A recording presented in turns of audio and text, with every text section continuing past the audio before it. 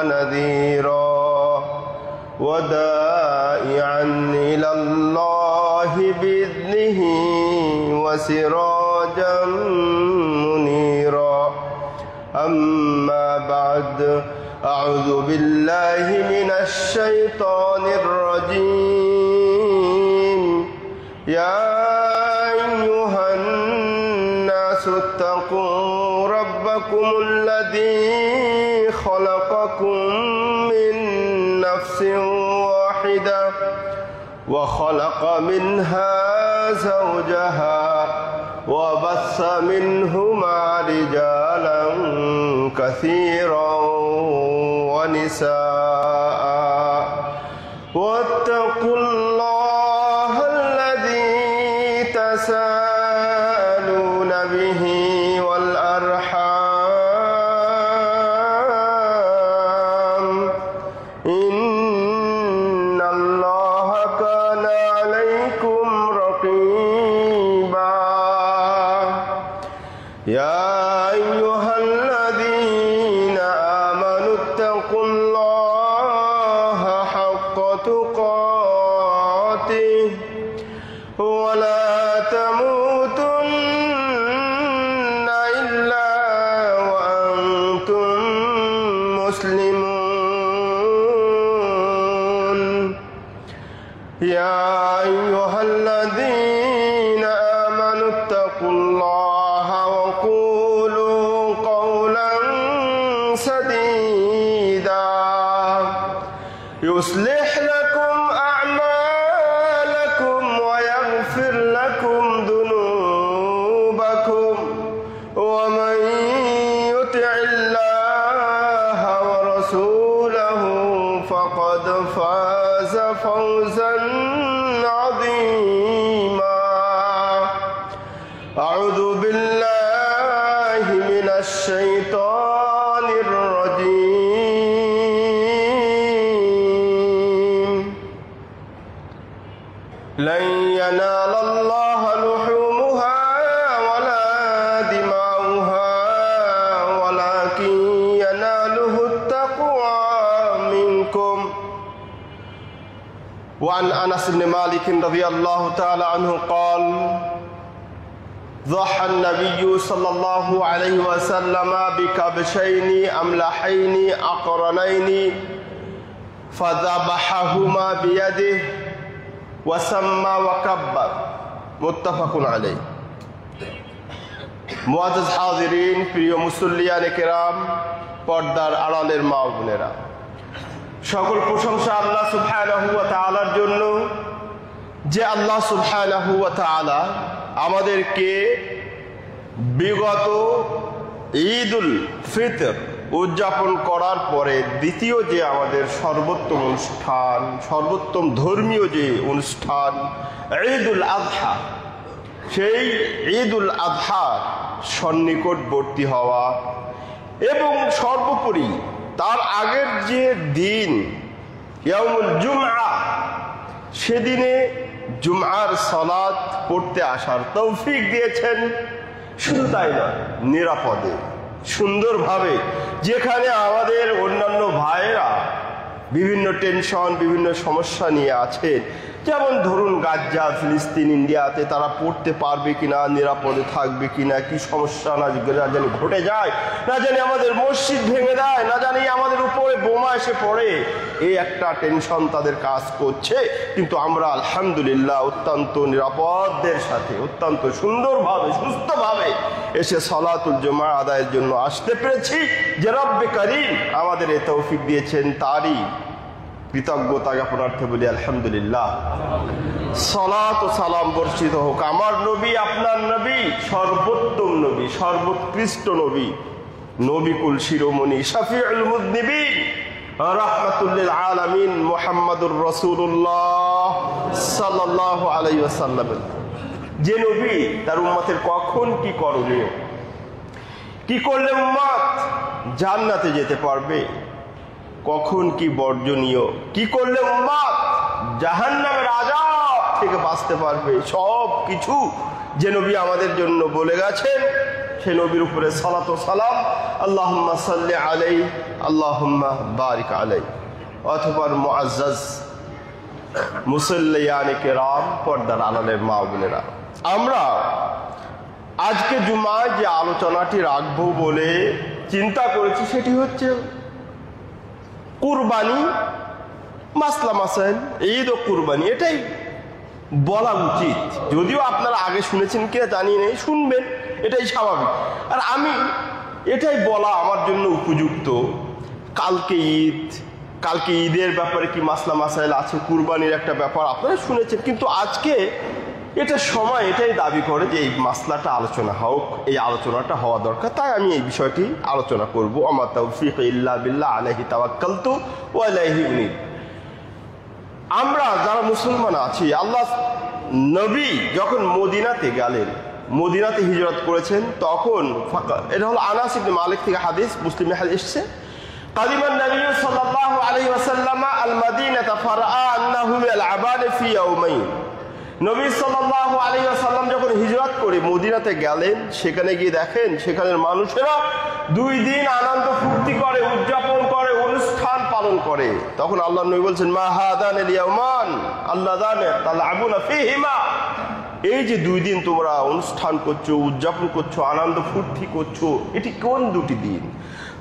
তখন মদিনার লোকেরা উত্তরে বলেছিলেন, আল্লাহ বলছে, কুন্না নালআবু ফীহিমা ফিল জাহিলিয়া, এই 2 দিন যে আমরা অনুষ্ঠান করি, আনন্দ উদযাপন করি, এটা ওই জাহেলি যুগ থেকেই করে আসছি, জাহেলি যুগের প্রথা। আল্লাহ নবী সাল্লাল্লাহু আলাইহি ওয়াসাল্লাম মুসলমানদের জন্য সুসংবাদ দিয়ে বললেন, ইন্নাল্লাহা ক্বাদ আবদালা লাকুমা খায়রাম মিনহুমা, তোমরা যে জাহেলি যুগের 2 দিন নিয়ে আনন্দ ফুর্তি মস্তি করো, এই দুটো ক্যান্সেল, এটা আর চলবে না। আল্লাহ সুবহানাহু ওয়া তাআলা তোমাদের জন্য ক্বাদ আবদালা লাকুমা খায়রাম মিনহুমা, ওই যে জাহেলি যুগের 2 দিন অনুষ্ঠান করো, তার চেয়ে উত্তম 2টি দিন, খুশির দিন, আনন্দের দিন, অনুষ্ঠানের দিন দিয়েছি। একটি হচ্ছে ঈদুল ফিতর, আর একটি হচ্ছে ঈদুল আযহা। এই 2টি আমাদের দান করেছেন আল্লাহ সুবহানাহু ওয়া তাআলা। ঈদুল আযহা মানে ফিতর চলে গেছে, আজকে আমাদের ঈদুল আযহা নিয়ে কথা হবে। ঈদুল আযহা আমরা বলি, তাই না? ঈদুল আযহা উযহিয়া থেকে, উযহিয়া আরবি শব্দ উযহিয়া থেকে ঈদুল আযহা। উযহিয়া অর্থ কি? স্যাক্রিফাইস, ত্যাগ করা, আল্লাহর জন্য কোনো কিছু নিবেদন করা, শাব্দিক অর্থ। পরিভাষায় উযহিয়া কাকে বলে? যাবহুল বাহিমাতুল আনআমি মিনাল বাকারাতি ওয়াল গানামি ওয়াল ইবিলি তাকাররুবান ইলাল্লাহ। উযহিয়া কাকে বলে? উযহিয়া হচ্ছে বাহিমাতুল আনআম, ছাগল, গরু। ছাগলের ভিতরে আবার কি কি পড়ে? আপনারা বলেন দুম্বা, আবার ভেড়া, যা আছে এই কোয়ালিটি, সেগুলো কিন্তু ছাগলের ভিতরে পড়ে। গরু আর উট, মোষ পড়ে কিনা ওটা আমি পরে আসবো। তাহলে এই পশুগুলো বাহিমাতুল আনআম, গৃহপালিত পশু, তাকাররুবান ইলাল্লাহ, আল্লাহ সুবহানাহু ওয়া তাআলার সন্তুষ্টি অর্জনের লক্ষ্যে জবেহ করাকে উযহিয়া বলে। এখন ওই উযহিয়া কবে থেকে প্রচলিত হলো, এই ঈদুল আযহা কবে থেকে? আমি আপনাদের সম্মুখে কোরআন থেকে বললাম। দেখুন, আপনাদেরকে একটু আগে শুনেছি যে আল্লাহর নবী যখন হিজরত করেছেন তখন থেকে ঈদুল আযহা প্রবর্তিত হয়েছে, শুরু হয়েছে, তাই বোঝা গেল না এই হাদিস থেকে। কিন্তু আরো ইতিহাস আছে। এই কুরবানি কবে থেকে পৃথিবীতে এসেছে জানেন? আপনারা জেনেছেন, বড় বড় স্কলার আপনারা আনেন। আল্লাহ আপনাদের যাজায় খায়ের দান করুক, বেলায়েতবাসীদেরকে আল্লাহ আপনাদেরকে উত্তম প্রতিদান দান করুক, বলেন আমিন। এই উযহিয়া কবে থেকে প্রচলন, এ নিয়ে 2টো মত প্রসিদ্ধ, 2টো কথা, 2টো মতামত পাওয়া যায়। একটা হলো এই কুরবানি শুরু হয়েছে ওই আদম আলাইহিস সালাতু ওয়াস সালামের যুগ থেকে, সেটার দলিল যারা বলেন এই কুরবানির রীতিনীতি শুরু হয়েছে আদম আলাইহিস সালাতু ওয়াস সালামের যুগ থেকে, তারা দলিল হিসাবে উল্লেখ করেন কোরআনের এই আয়াত সূরা মায়েদাতে। আল্লাহ সুবহানাহু ওয়া তাআলা বলেছেন, আউযু বিল্লাহি মিনাশ শাইতানির রাজীম, ওয়াতলু আলাইহিম নাবা ইবনাই আদম বিল হক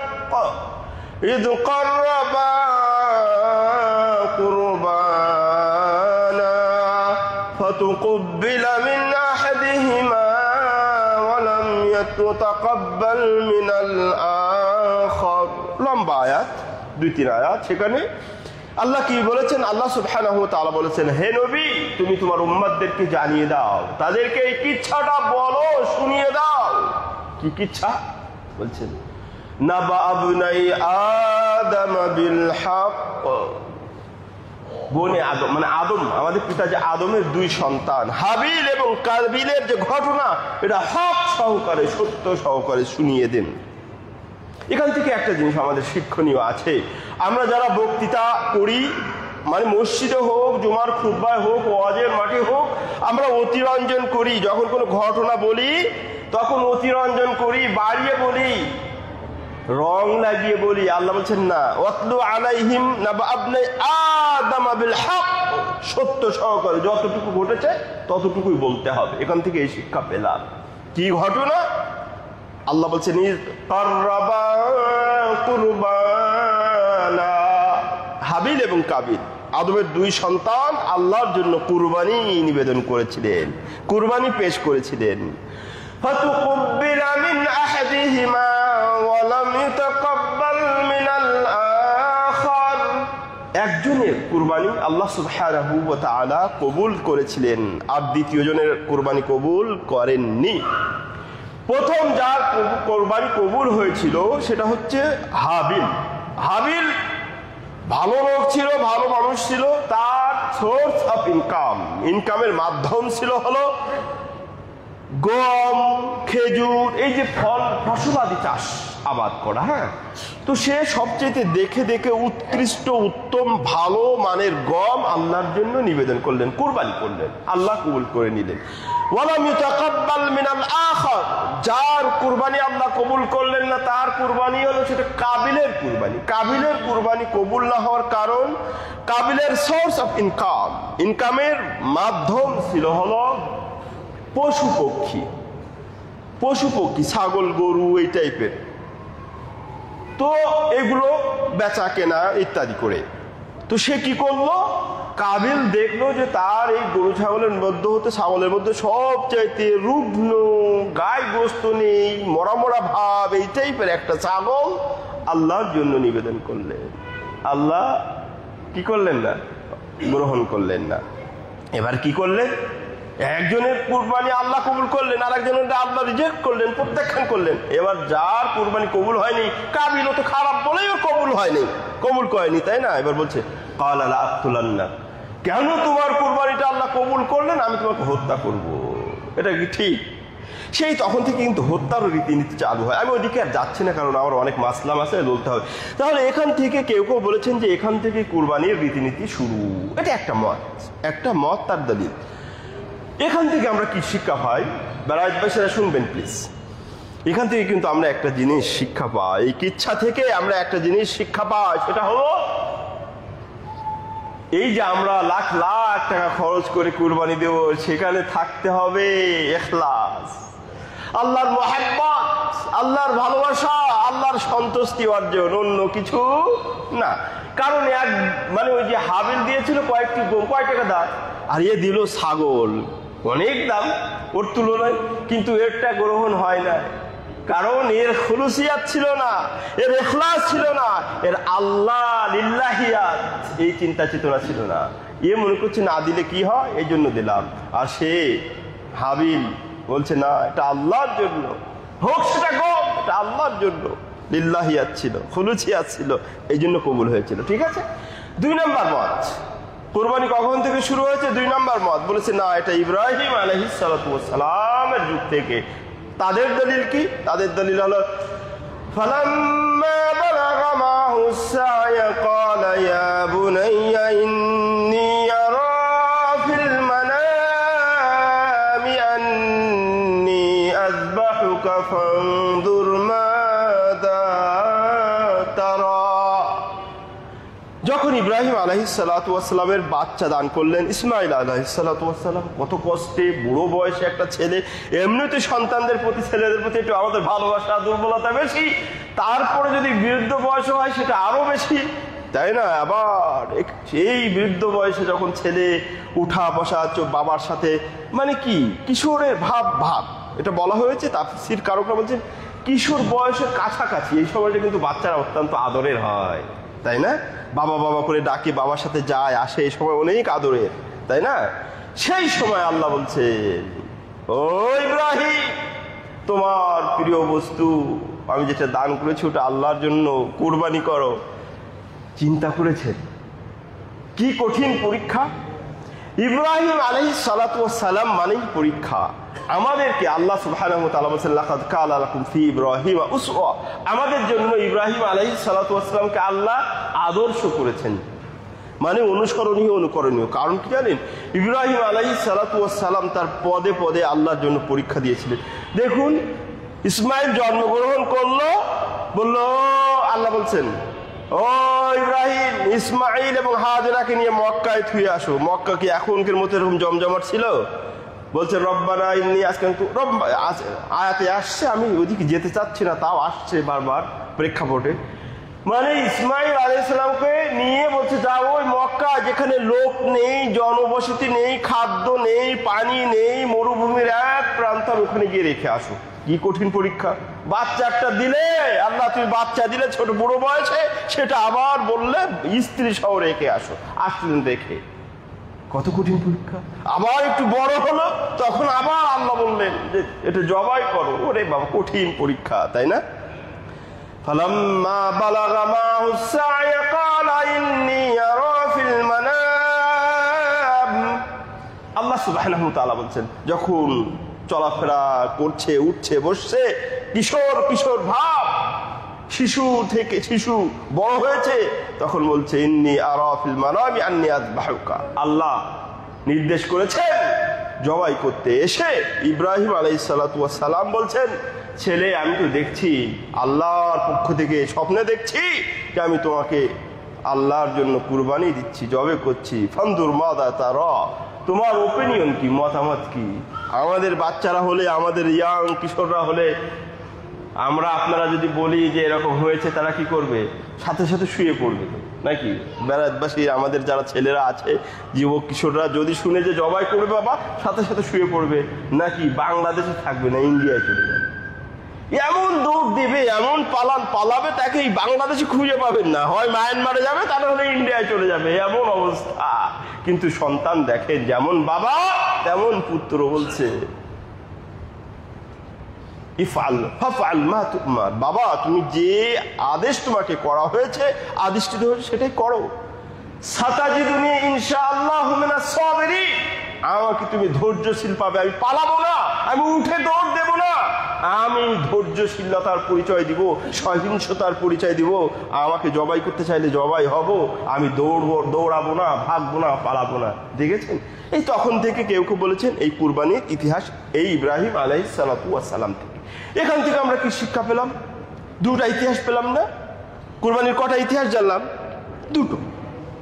এখান থেকে কি শিক্ষা আমাদের এই ইতিহাস থেকে? এখান থেকে আমাদের শিক্ষা হলো, আমরা যারা মুসলমান আছি, বেড়াইতের মুসলমান মায়েরা, বোনেরা, যুবকেরা, তরুণেরা, শুনো, আপনারা শুনেন, মা বোনেরা শুনেন, আমরা যারা আল্লাহর সন্তুষ্টি চাই, আমরা যারা আল্লাহর জান্নাতে যেতে চাই, আমরা যারা জাহান্নামের আগুন থেকে বাঁচতে চাই, তাদেরকে জীবনের বিভিন্ন সময় বিভিন্ন পরীক্ষা আসবে না? এটাই শিক্ষা। আর এই পরীক্ষায় আমাদেরকে ধৈর্যের পরিচয় দিতে হবে, এই পরীক্ষায় আমাদের পাশ করতে হবে, এটাই শিক্ষা।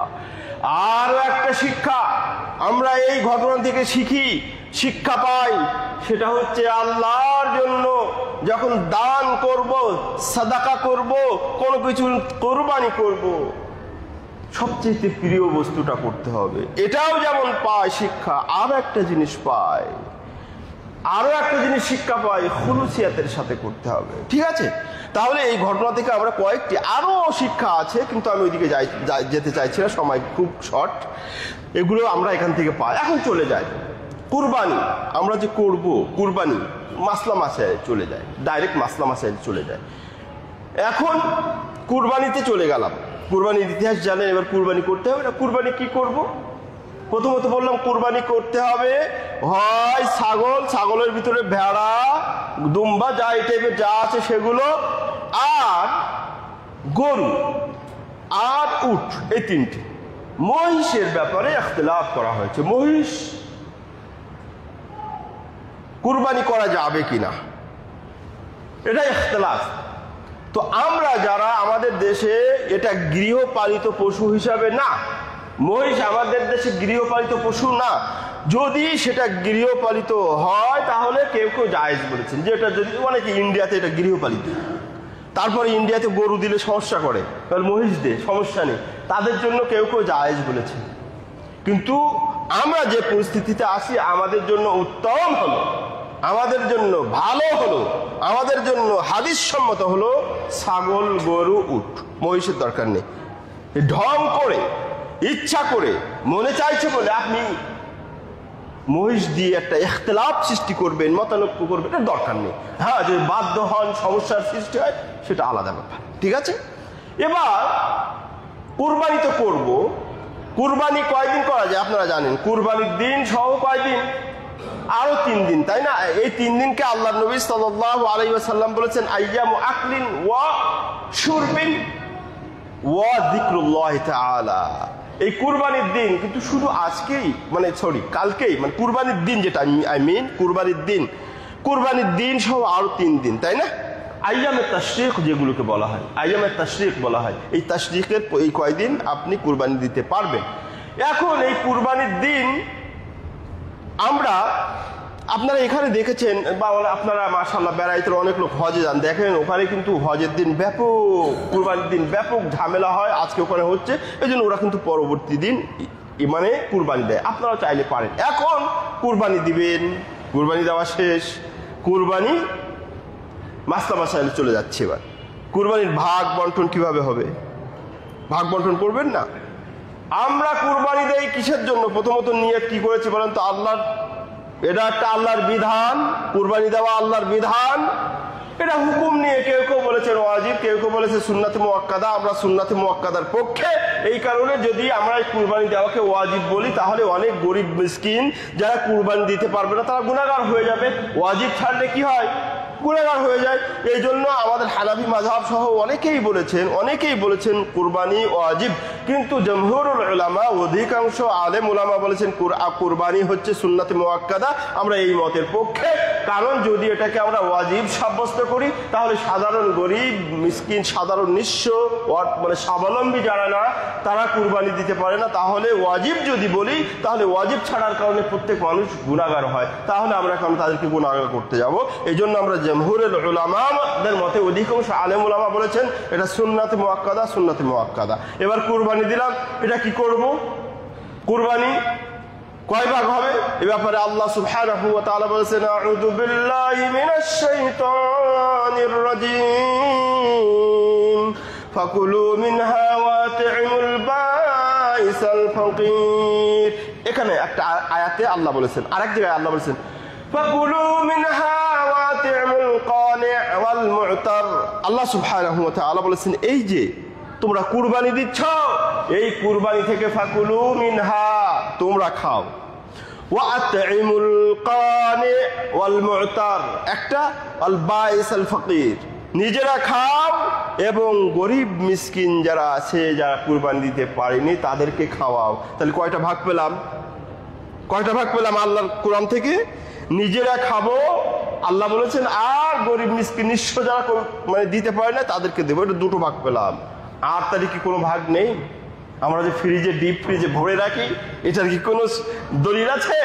আমরা যে আত্মীয় স্বজন দেই তাদের কি কোনো দলিল নেই? অবশ্যই আছে। এ ব্যাপারে আল্লাহ নবী সাল্লাল্লাহু আলাইহি ওয়াসাল্লাম কি বলেছেন? আল্লাহ নবী সাল্লাল্লাহু আলাইহি ওয়াসাল্লাম বলেছেন ফাকুলু মিনহা ওয়া আত'ইমু ওয়াদখিরু। এটা হলো সহিহ হাদিস, মুসলিমের হাদিস, তিরমিজিতে এসে বিভিন্ন হাদিসে এসেছে। আল্লাহ নবী সাল্লাল্লাহু আলাইহি ওয়াসাল্লাম বলেছেন ফাকুলু মিনহা, এই কুরবানি থেকে নিজেরা খাও, ওয়া আত'ইমু, অন্যদেরকে খাওয়াও, ওয়াদখিরু, জমা করো, স্টক করো, তোমরা ফ্রিজে রাখতে পারো কিছু। বুঝতে পেরেছেন? তাহলে কয় ভাগ পেলাম এবার? কোরআন এবং হাদিস দিয়ে কয় ভাগ হলো? 3 ভাগ। আর একটা হাদিসে আল্লাহ নবী সাল্লাল্লাহু আলাইহি ওয়াসাল্লাম বলেছেন ফাকুলু মিনহা ওয়াদাখিরু ওয়া তাসাদ্দাকু, তোমরা এই কুরবানি থেকে নিজেরা খাও, ওয়াদাখিরু জমা রাখো, ওয়া তাসাদ্দাকু সাদাকা করো।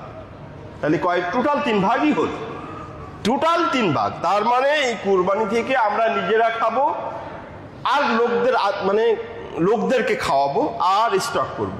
এখন যেটা তাসাদ্দাকু বললেন, এটার কি অবস্থা? আমরা তো খেলাম, এখন আপনার মধ্যে মনে হচ্ছে আল্লাহ তাহলে আত্মীয়দের ব্যাপারে তো কিছু পেলাম না, আত্মীয়দের যে দেওয়া, তাই না, তাদের দিতে হবে। এটার ব্যাপারে এটাকে 2 ভাবে ভাগ করা যায়। একটা হলো নিজেদের খাওয়ার জন্য যেটা রাখলাম কুরবানির। এখন এখানে আপনাদের আরেকটা জিনিস ক্লিয়ার করে দিই, এই যে বললাম 3টে ভাগ কোরআন এবং সুন্নাহ দিয়েই তো বললাম না, আমি আমার পক্ষ থেকে বললাম। তো এটা কি একেবারে 100 কেজি গোশ হলে 33 করব? না, এটা না। মোটামুটি আপনার আল্লাহকে সামনে রেখে আল্লাহর সন্তুষ্টির জন্য করছেন, আপনি এটা সামনে মাথায় রেখে আপনি একটা ভাগ করুন। কি আপনি একটা খাবেন, আপনি খাবেন বলতে আপনার আত্মীয় স্বজনের ভাগটা ওইখানে ধরে দেন, তাহলে এই ভাগটা একটু বড় করুন। আপনি যেটা খাবেন আপনার আত্মীয় স্বজনকেও তো খাওয়াতে হবে, তাদের একটা হক আছে না, তাদের জন্য একটা রাখবে, তাহলে এই ভাগটা একটু বড় করুন। 100 কেজি 33 কেজি এটা করেন না, এটা একটু বেশি করুন। আর একটা হলো ডিপ ফ্রিজে যেটা রাখবেন, নর্মাল এমনি ফ্রিজে যেটা রাখবেন সেটা একটু ছোট করুন, 20 আনুন, 33 থেকে 20 আনুন। মা বোনেরা শুনেন, মানে 100 কেজিতে 33 না করে ওটা 20 আনবেন। আর একটা হচ্ছে তাসাদ্দাকু, দান সদকা। অনেক মানুষ আপনাদের কাছে আসবে যারা কি করেনি, কুরবানি দিতে পারেনি, তাই না, অর্থ অভাব, আল্লাহ আপনাকে সচ্ছল করেছেন, কুরবানি দেওয়ার তৌফিক দিয়েছেন। এটা হলো একটা তাদের প্রতি সহানুভূতি, আর এটা হচ্ছে শুকরিয়াতান লিল্লাহ, আল্লাহর প্রতি কৃতজ্ঞতা যে আল্লাহ তুমি আমাকে কুরবানি করার তৌফিক দিয়েছো, তোমার শুকরিয়া স্বরূপ, তোমার কৃতজ্ঞতা স্বরূপ আমি দান সদকা করছি। এটা একটা, তাহলে ওটাও খেয়াল রাখবেন। এখন এটা 3 ভাগ হয়ে গেল মোটামুটি। এখন কুরবানি দিই আমরা অনেক সময় কি করি, আমরা ভাগে দেই। আপনারা হয়তো দেন না, মাশাআল্লাহ বেড়াইতের মানুষ আমরা জানি অত্যন্ত সচ্ছল, আল্লাহর রহমতে অধিকাংশ মানুষ সচ্ছল, একটা না 2-3টা করেই দেন, আমরা জানি, এটা আপনাদের ব্যাপারে আমাদের খুব ভালো ধারণা। কিন্তু সারা দেশের মানুষ তো এরকম না, অনেকে ভাগে দেয়। ভাগে কুরবানি দেওয়া যাবে কিনা সে ব্যাপারে আমাদের জানা দরকার না? এ ব্যাপারে শরিয়াত কি বলেছি, আল্লাহ নবীর কয়েকটা হাদিস দেখি। আন জাবির ইবনে আব্দুল্লাহ রাদিয়াল্লাহু তাআলা আনহু قال نحرنا مع رسول الله صلى الله عليه وسلم بالحديبية البقرة عن 7 والبدنة عن 7 اخرجه مسلم। মুসলিম শরীফের হাদিস। আল্লাহ নবীর সাহাবী জাবির ইবনে আব্দুল্লাহ বলেন যে আমরা নবী সাল্লাল্লাহু আলাইহি ওয়াসাল্লামের সাথে হুদাইবিয়ার সন্ধির ঘটনা সবাই জানেন, 6 হিজরির ঘটনা। সেই বছরে আমরা নবীর সাথে ছিলাম হুদাইবিয়াতে। সেখানে বিষয়টা একটু খেয়াল করে শুনবেন, কারণ এখানে একটা প্যাচ আছে, মার প্যাচ আছে। হুদাইবিয়াতে ছিলাম, সেখানে আমরা কি করলাম, গরুতে 7 ভাগ দিলাম, উটেও 7 ভাগ দিলাম। তাহলে এটা হলো মুসলিম শরীফের হাদিস। সফরে এরকম 3টে হাদিস আছে, একটা বলি সময় নেই তো ওই জন্য। আরেকটা হাদিস শুনিয়ে দিই। আরেকটা হাদিস হলো আন আনাস ইবনে মালিক রাদিয়াল্লাহু তাআলা আনহু قال كنا في سفر, আমরা সফরে ছিলাম। ফানাহারনাল বাদানাতা আন, বলছে ফানাহারনাল বাকারাতা আন 7, আমরা গরুতে 7 ভাগ করেছিলাম, ভাগ নিয়েছিলাম, 7 জন মিলে দিয়েছিলাম, আর উটে 10 ভাগ করেছিলাম। তাহলে এই হাদিসগুলোতে যেটা শব্দ বলা হচ্ছে আমরা সফরে ছিলাম। এই জন্য আমাদের অনেক আলেম ওলামা, আমরা যাদেরকে বড় বড় আলেম ওলামা মনে করি, তাদের কেউ কেউ মনে করেন যে ভাগে কুরবানি জায়েজ না, যেটা শুধু জায়েজ হবে যদি সফরে থাকেন। আমরা মুকিম অবস্থায় বাড়িতে স্থায়ী বসবাস করছি, তাদের জন্য ভাগে জায়েজ না, এটা তারা মনে করেন। কিন্তু তাদের এই বুঝ, তাদের এই ফতোয়া ঠিক না। কারণ আপনাদের এখানে সবাই বড় বড় আছে, আমরা হলাম ছোট, আমরা লেখাপড়া করেই আসি। আমরা এ নিয়ে যথেষ্ট লেখাপড়া করেছি, যথেষ্ট সেমিনার করেছি, টিভিতে বলেছি, দারুস সুন্নাহ বলেছি, এখনো বিভিন্ন জায়গায় বলেছি, এখনো বলছি। এই যে হাদিসগুলো সব সফর রিলেটেড বলছেন, আপনারা বলছেন সফরে জায়েজ, মুকিম অবস্থায় জায়েজ, এটা ভুল। এই চিন্তা চেতনা, এই মত ঠিক না। কারণ আপনারা ছাড়া আমরা সেই হাদিসের ব্যাখ্যা পড়তে শুরু করেছি, 2-4টা না, অনেক হাদিস পড়েছি। ওই সালাফ এবং আপনাদেরকে বলে যাচ্ছি এই হাদিসের ব্যাখ্যা করতে গিয়ে ইমাম তিরমিজি রাহিমাহুল্লাহ তিনি বলছেন ওয়া আলাইহি আমাল ওয়া আহলু বলছে ওয়া আলাইহিল আমালু আমালুস সালাফুস সালেহ, এই যে ভাগে দেওয়া এটা সালফে সালেহিন, আবার এটা বলছে সালফে সালেহিন মিনাস সাহাবাতি ওয়াত তাবিঈন ওয়া আহলুল ইলমি মিন বা'দি যালিকা। ইমাম তিরমিজি রাহিমাহুল্লাহ তার এই হাদিস বর্ণনা করার বলছে এই ভাগে কুরবানির ব্যাপারটা শুধু যে সফরে না, পরবর্তীতে এই সালফে সালেহিন সাহাবী তাবায়ে তাবিঈ তার পরবর্তী সবার মধ্যে ভাগে কুরবানি দেওয়ার রেওয়াজ ছিল, কেউ ইখতিলাফ করে নেই। ইদানিং এসে আমরা ইখতিলাফ শুনছি যে ভাগে সফরে দেওয়া যাবে, মুকিম অবস্থায় দেওয়া যাবে, এটা ঠিক নাই মতটা। কেন? তার তো একটা দলিল লাগবে। দলিলটা হলো মুসলিম শরীফের হাদিস দিয়ে, এটাও মুসলিম, আমি মুসলিম শরীফের হাদিস দিয়ে তার মত ঠিক না সেটা প্রমাণ করি। আপনারা সবাই তায়াম্মুম করেন তো, সমস্যা হলে, জ্বর হলে, কোনো সমস্যা হলে আমরা তায়াম্মুম করি না? তায়াম্মুম করি কিনা? এই তায়াম্মুম করার বিধান কোথায়, কার জন্য নাজিল হয়েছে আপনারা সবাই জানেন। আমি আবার একটু স্মরণ করিয়ে দিই দুটো হাদিস। আন জাবির ইবনে আব্দুল্লাহ রাদিয়াল্লাহু তাআলা আনহু থেকে একটা হাদিস, মুসলিম শরীফের হাদিস বলছে কুন্না আলা সাফারিন। জাবির ইবনে আব্দুল্লাহ বলেন যে আমরা সফরে ছিলাম। উনি বলছেন কুন্না আলা সাফারিন ফাআজনাবতু। জাবির রাদিয়াল্লাহু তাআলা আনহু বলছেন যে আমি যুদ্ধের সফরে ছিলাম, ফাআজনাবতু, আমার স্বপ্ন দোষ হয়েছে, ফরজ গোসল হয়েছে, পানি পাচ্ছি না। ফাতামাররাগতু তামাররুগিল বলছে দাব্বা, বলছেন যে আমি কি করলাম, পানি পাচ্ছি না সফরে। এই যুগের নাম মক্কা মদিনা না, তো সে তো আগের যুগের মক্কা মদিনা। তো বলছে আমি পানি পাচ্ছি না, অথচ ফরজ গোসল হয়ে গেছে, কি করলাম, ফাতামাররাগতু কাতামাররাগিদ দাব্বা, পশু যেমন মাটিতে গড়াগড়ি দেয় আমি ওরকম গড়াগড়ি দিয়ে আমি নামাজে কি করলাম, নামাজে শরীক হলাম। এবার যখন সফর শেষে নবীর কাছে এসে বললাম যে ইয়া রাসূলুল্লাহ এই কাহিনী, বলছে কেন, কানা ইয়াকফিকা, মুসলিম শরীফ কানা ইয়াকফিকা হাকাদা। তখন আল্লাহ নবী বলছে ওই তুমি এগুলো করতে গেল, তোমার জন্য যথেষ্ট ছিল তায়াম্মুম। এটা একটা মুসলিম শরীফের হাদিস। বুখারীর যদি হাদিসে যান, তায়াম্মুমের ও যে মা আয়েশা রাদিয়াল্লাহু তাআলা আনহা ও যুদ্ধে গেলেন, যুদ্ধে গিয়ে মা আয়েশা কি হারিয়ে গেল, হার হারিয়ে গেল, তখনও কিন্তু তায়াম্মুমের বিধান নাজিল হয়েছে। তাহলে তায়াম্মুমের বিধান কোরআনেও এসছে, ওটাই যাচ্ছি না, কোরআনেও এসছে তায়াম্মুমের বিধান।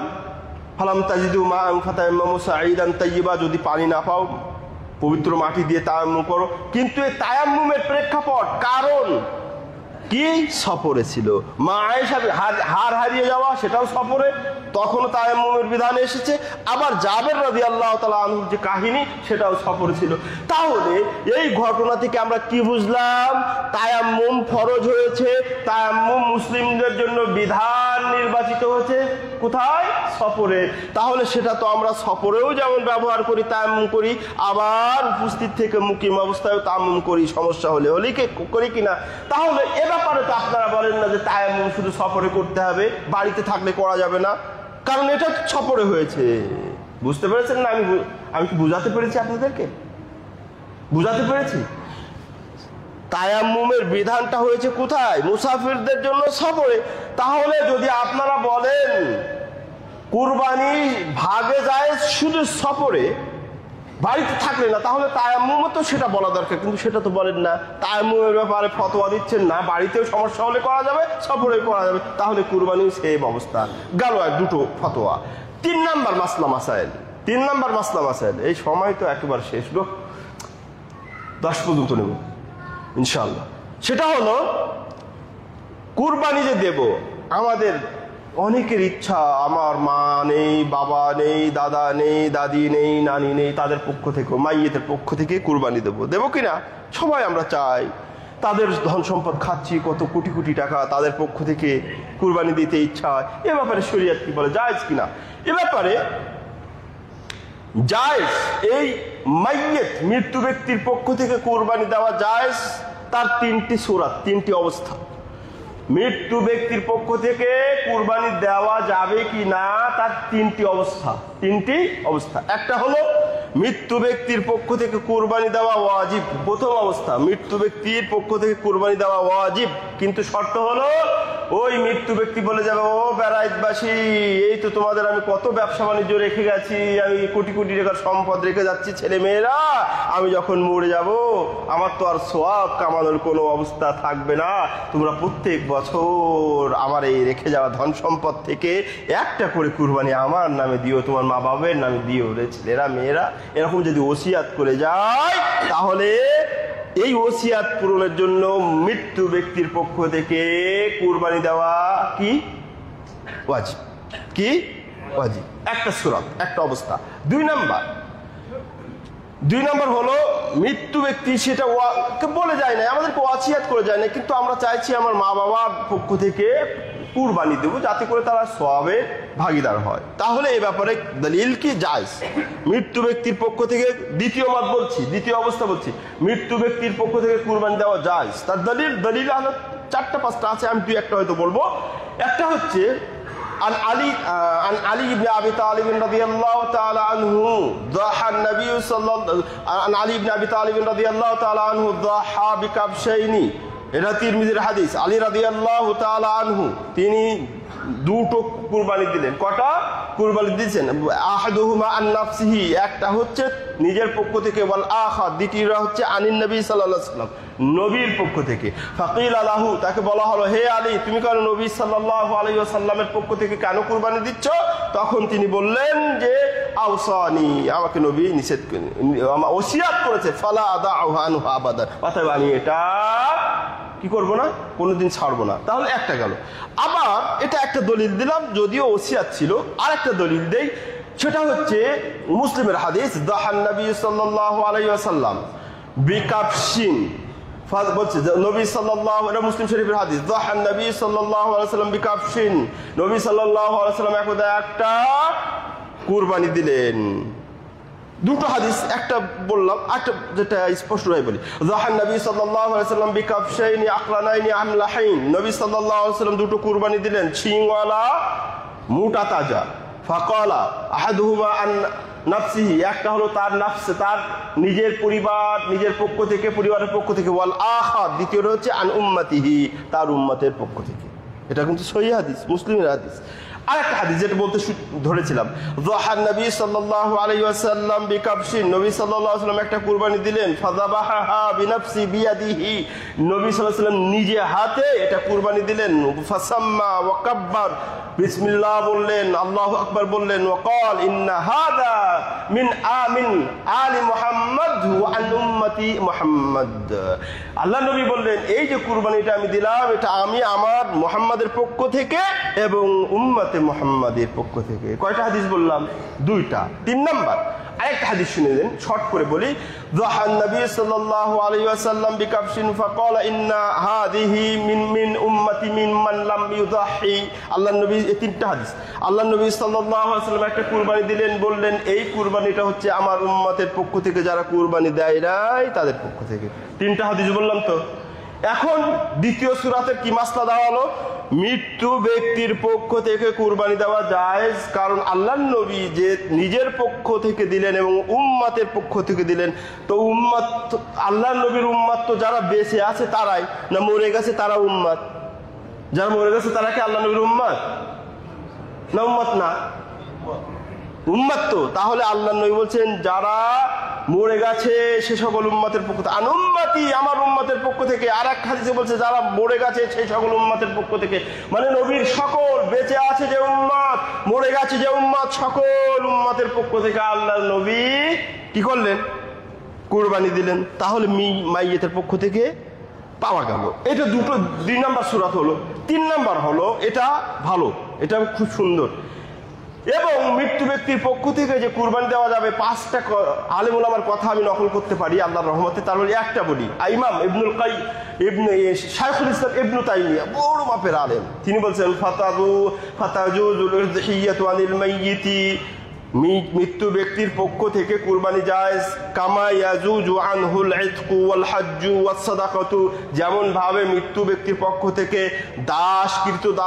দাসকে মুক্ত করা, হজ করা, সাদকা করা জায়েজ, তেমনি ভাবে কুরবানি করাও জায়েজ। এরকম 5টা কথা বলতে পারবো, একটা বললাম। এবার 3 নম্বর মত, 2টা মত বললাম না মৃত্যু ব্যক্তির পক্ষ থেকে, কয়টা বললাম? 2টা। 3 নম্বরটা হলো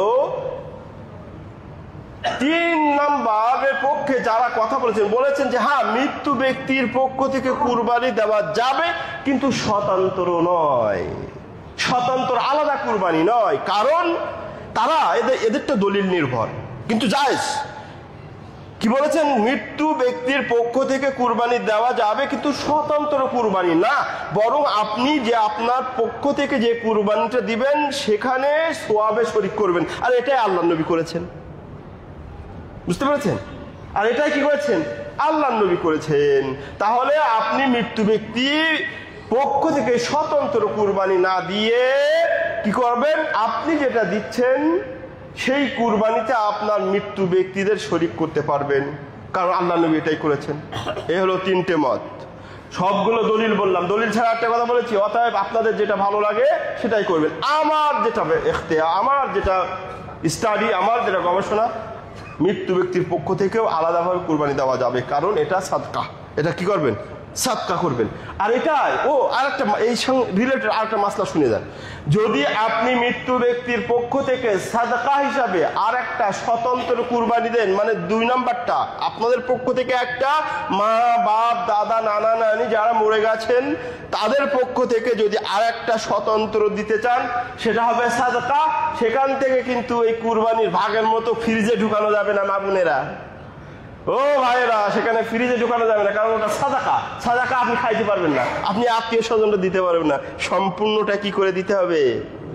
হ্যাঁ, বিলি করে দিতে হবে। ক্লিয়ার হয়েছে? তা আপনাদের তো সময় নেই, মাসলা আর কি বলবো, আরো তো কত মাসলা ছিল। যাই হোক, এবার ঈদ সম্পর্কে কিছু বলি। মাসলা আরো 2-3টা বলবো মনে করে রেডি হয়ে আসছিলাম, সময় নেই। এবার ঈদ সম্পর্কে কিছু বলি। ও যুবকেরা, ও তরুণেরা, মায়েরা, বোনেরা, ঈদ আমাদের কালকে ইনশাআল্লাহ, তাই না? আল্লাহ বাঁচালে ঈদ। ঈদ এটা কি ইসলামী অনুষ্ঠান নাকি অন্য কোনো অনুষ্ঠান, গান বাজনার অনুষ্ঠান? নাউযুবিল্লাহ। এটা হলো ঈদ, মুসলমানদের পবিত্র ঈদ, যেটা আগেই শুনিয়ে দিলাম যে আল্লাহ নবী বলেছেন কাদ আবদালাকুম খায়রাম মিনহুমা। ওই জাহিলি যুগের যে অনুষ্ঠানের চাইতে আল্লাহ কি করলেন? পবিত্র দুটো ঈদ দিয়ে আমাদেরকে ওটা, মানে এটাকে রিপ্লেসমেন্ট বলে, রিপ্লেসমেন্ট মানে পরিবর্তন করে দিলেন। সেখানে আমরা ঈদ আসলে কি করবো? আগে প্রথমত করণীয় বলি, তারপরে বর্জনীয় বলি। যুবকরা শুনবা, ভাইরা তোমরা শুনবা, আমার যুবক কিশোরেরা, আমার তরুণেরা, আমাদের স্বপ্ন, আমাদের ভালোবাসা ওরা, তাই না? ওদের নিয়ে কথা বলবো। প্রথমত ঈদের দিন কি করব আমরা? ঈদের দিন সুন্নাহ হলো কি করা? যদি ঈদুল আজহা হয়, কোনো কিছু না খেয়ে ঈদের মাঠে যাব, সুন্দর কাপড় পরবো, সুন্দরভাবে কি করব? সুন্দরভাবে একটু তাতাইয়ুব সুগন্ধি নেব, নিয়ে মোটামুটি এক রাস্তা দিয়ে চলে যাব ঈদের মাঠে ঈদ পড়তে। কিন্তু এখানে সুন্দর কাপড় পরি, ঠিক আছে, সুন্দর কাপড় পরা সুন্নত। ও ভাইয়েরা, সুন্দর কাপড়, অনেক টাকা দিয়ে সুন্দর কাপড় কেনেন মা বোনেরা। ভাইদের জন্য বলছি, পুরুষদের মাসলা এটা। সুন্দর কাপড় পরা সুন্নত, কিন্তু ওই কাপড় যদি টাকনুন নিচে যায় তাহলে সুন্নত নাকি ওয়াজিব? এটা কি হয়? ওয়াজিব হয়। নাউযুবিল্লাহ। সুন্নাত মানে সুন্দর নতুন কাপড় পরা, সেইটা যদি আবার টাকনুন নিচে যায় সেটা হয়ে যায় হারাম। তাহলে এটা খেয়াল রাখবেন যুবকেরা, মানে পুরুষেরা। মাদের তো নিচে, আর মারা বলে আল্লাহ নবী বলেছে সুগন্ধি ব্যবহার করা সুন্নত, মা বোনদের জন্য না। এটা মা বোনরা ঈদে যাবেন, অবশ্যই ঈদে যাবে। এমনকি আল্লাহ নবী সাল্লাল্লাহু আলাইহি ওয়াসাল্লাম বলছে যারা হায়েজ, প্রসাব মানে যাদের হায়েজ হয়েছে, মিন্স হয়েছে, পিরিয়ড হয়েছে, তাদেরকেও নিয়ে যেতে বলেছেন আল্লাহ নবী। কি সুন্দর বিধান! কিন্তু তারা গিয়ে নামাজ পড়বে না। ঈদে আনন্দ ফুর্তি দোয়ায় শরীক হবে, কিন্তু তারা নামাজ পড়বেন না। তারা মহিলাদের যেটা বলতে চাচ্ছি, এখানে সুঘ্রাণ সুগন্ধি তারা ব্যবহার করবেন না। আমরা পুরুষেরা এটা করবো, একদিক দিয়ে যাব আর এক রাস্তা দিয়ে আসবো, এটা একটা। 2 নম্বর হলো আমরা কুরবানি ঈদে যাব, গিয়ে আমরা কি করি? আমরা মানে কোনো প্রকার খুতবাটা কি বলে, আমরা নামাজটা পড়ে অনেকে পালিয়ে আসি, আমরা অনেকে চলে আসি। এটা করবেন না ভাইরা। এই একটা দিন তো বছরে, প্রত্যেক দিন একটা দিন আমরা যারা খতিব হয়ে আমরা যেমন খেয়াল রাখবো যে হ্যাঁ কুরবানির দিন জলদি শেষ করতে হবে, কারণ একটা টাইম নির্ধারণ করে দেওয়া হয়। ওই খুতবাটা একটু শুনবেন, যুবক ভাইরা শুনবেন, আপনারা শুনবেন, কিন্তু অনেককে দেখি নামাজ শেষ হয়ে গেলে কুরবানি। আরে কুরবানি তো দেওয়া যাবে, 3 দিন সময় আছে, এটার আজকে বাদেও এত ব্যস্ততা কিসের, আস্তে আস্তে কিন্তু খুতবা শুনবেন, ঠিক আছে? এটা গেল। এবার কুরবানি কি করব? কুরবানি পরে শুরু হয়ে যায় কিয়ামত। কুরবানির পরে শুরু হয়ে যায় কি? এই যুবকেরা শোনেন, সময় নেই, যুবকেরা শোনেন, তরুণেরা শোনেন, এটা কি ধর্মীয় উৎসব না অন্য কোনো উৎসব? ধর্মীয় উৎসব, এটা ধর্মীয় গাম্ভীর্যের সাথে পালন করতে হবে নাকি অন্য কিছু? কিন্তু আমার যুবকেরা, আপনাদের যুবকেরা, আমাদের কলিজার টুকরায়েরা, আমাদের ভবিষ্যৎ, আমাদের স্বপ্ন ওই আগের দিন রাতে মনে শুরু করে, আবার কালকের রাত, তারপরের রাত ডিজে পার্টি, গান বাজনা, আরো কত ভাবে এই ঈদকে সেলিব্রেট করে। এই ঈদ আরো কত কি খায়, আরো কত কি করে, সেটা আমার চাইতে আপনারা বেশি জানেন। ও যুবকেরা, এটা আল্লাহর ঈদ, এই ভয় কি আমাদের থাকা উচিত না? যুবকেরা, মুসলমানেরা শুনেন, আল্লাহ ঈদ দিলেন, আমাদের একটা সুন্দর অনুষ্ঠান দিলেন, সেই অনুষ্ঠান ধর্মীয় অনুষ্ঠান, ধর্মীয় ভাব গাম্ভীর্যের সাথে পালন না করে আমরা একটা গানের মাধ্যমে, ড্রিঙ্কসের মাধ্যমে, নেশার মাধ্যমে, আল্লাহর অবাধ্যতার মাধ্যমে, নবীর অবাধ্যতার মাধ্যমে এটাকে আমরা সেলিব্রেট করছি। আমরা কি এই ভয় করি না যদি আমরা ওই মুহূর্তে মৃত্যুবরণ করি কি অবস্থাটা হবে? নবীর সুপারিশ পাবো, আল্লাহর জান্নাত পাবো যুবকেরা। তাহলে কেন ধর্মীয় অনুষ্ঠান ধর্মীয় ভাব গাম্ভীর্যের মধ্য দিয়ে হতে হবে? এটা যাতে করে কোনো প্রকার আল্লাহর অবাধ্য কোনো জিনিস, কোনো অনুষ্ঠান, কোনো কাজের মাধ্যমে না হয়। আমরা নাচি, গাই, খাই, পান করি, আরো কত কি করি, ঈদ অনুষ্ঠান, এই এটা নিয়ে বেরিয়ে যায়, তারে নিয়ে বেরিয়ে যায়। ভয় করেন ওই দিনের ভয় করেন যেদিন আল্লাহ প্রত্যেকটি কাজের হিসাব নিয়ে বলবে, তোকে আমি ঈদ দিয়েছিলাম, ওই ফিলিস্তিনের মতো ঈদ তোদের দেই নাই, তোদের নিরাপদে সুস্থ সুন্দরভাবে ঈদ দিয়েছিলাম। আর সেই দিন আমার অবাধ্য হয়েছিলি, নারী নিয়ে বেরিয়ে পড়েছিলি, বিভিন্ন রকম নেশাদ্রব্য পান করেছিলি, ডিজে পার্টি করেছিলি, দে আজকে হিসাব দে, সব হিসাব দিতে হবে। অতএব একটু সাবধান হবেন, ঈদের দিন সবসময় হতে হবে। আল্লাহ বলেছেন, ইন্নাস সামআ ওয়াল বাসারা ওয়াল ফুআদা কুল্লু উলাইকা কানা আনহু মাসউলা। কিয়ামতের দিন আল্লাহ সুবহানাহু ওয়া তাআলা বলেছেন, ইন্নাস সামআ ওয়াল বাসারা, এই যে আমাদের কান, শ্রবণ শক্তি, ওয়াল বাসারা, দৃষ্টি শক্তি, ওয়াল ফুআদা, অন্তঃকরণ, কুল্লু উলাইকা কানা আনহু মাসউলা। কিয়ামতের দিন সব কিছুর হিসাব দিতে হবে। কান দিয়ে কি শুনছি, চোখ দিয়ে কি দেখছি, হাত দিয়ে কি ধরছি, পা দিয়ে কোথায় হাঁটছি, আরো অঙ্গ প্রত্যঙ্গগুলো কিভাবে ব্যবহার করছি, সবগুলো হিসাব দিতে হবে। এটা তো কোরআন থেকে বললাম, হাদিস থেকে শুনে নিন।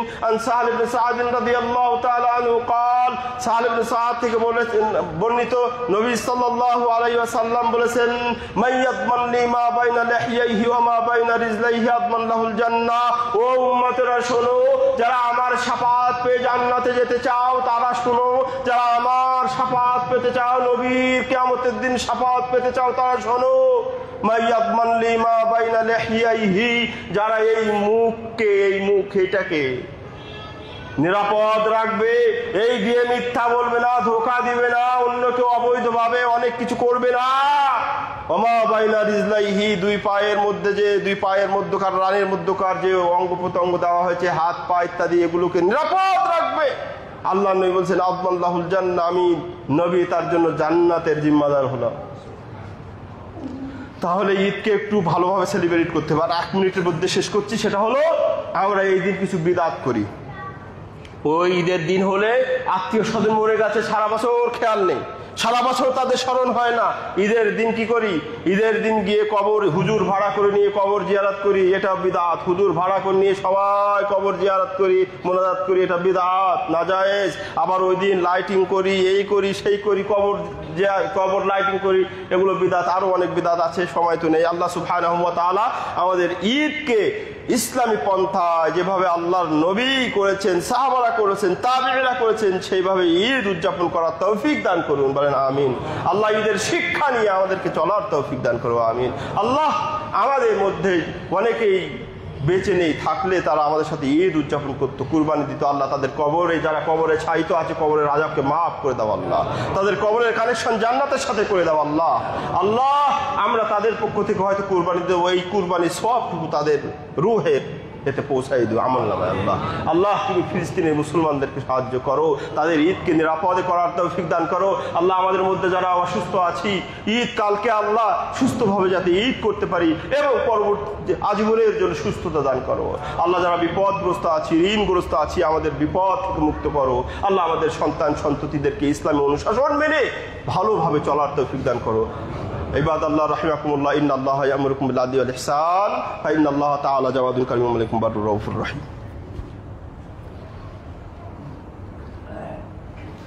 আলহামদুলিল্লাহ ওয়াসসালাতু ওয়াসসালামু আলা রাসূলিল্লাহ ওয়া আলা আলিহি ওয়া সাহবিহি আজমাইন। আউযু বিল্লাহি মিনাশ শাইতানির রাজীম। ইন্নাল্লাহা ওয়া মালাইকাতাহু ইউসাল্লুনা আলান নবী ইয়া আইয়ুহাল্লাযীনা আমানু সাল্লু আলাইহি ওয়া সাল্লিমু তাসলিমা। আল্লাহুম্মা সাল্লি আলা মুহাম্মাদিন ওয়া আলা আলি মুহাম্মাদিন কামা সাল্লাইতা আলা ইব্রাহিম ওয়া আলা আলি ইব্রাহিম ইন্নাকা হামিদুম মাজিদ। আল্লাহুম্মা বারিক আলা মুহাম্মাদ কামা বারাকতা আলা ইব্রাহিম ওয়া আলা আলি ইব্রাহিম ইন্নাকা হামিদুম মাজিদ। রব্বানা যালামনা আনফুসানা ওয়া ইল্লাম তাগফির লানা ওয়া তারহামনা লানাকুনান্না من الخاسرين ربنا فاغفر لنا ذنوبنا وكفر عنا سيئاتنا وتوفنا مع الأبرار رب ارحمهما كما ربياني صغيرا رب ارحمهما كما ربياني صغيرا رب ارحمهما كما ربياني صغيرا عباد الله رحمكم الله إن الله يأمركم بالعدل والإحسان وإيتاء ذي القربى وينهى عن الفحشاء والمنكر